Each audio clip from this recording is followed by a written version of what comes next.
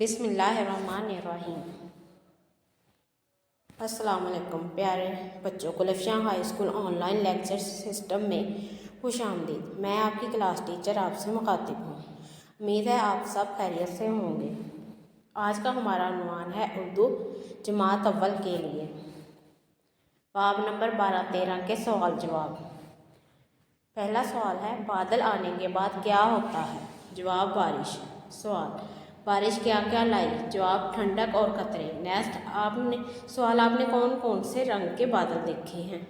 जवाब, भूरे, काले, सफ़ेद। सवाल, बारिश के खुलकर बरसने के बाद क्या हुआ? जवाब, हर्ष है, पानी पानी। सवाल, जैन और हीरा ने बारिश का लुत्फ कैसे उठाया? जवाब, छत पर जाकर। नेक्स्ट सवाल, जैन को आसमान पर क्या नजर आया? जवाब, धनक। सवाल, धनक कब नजर आती है? बारिश के बाद। वन क्लास आपने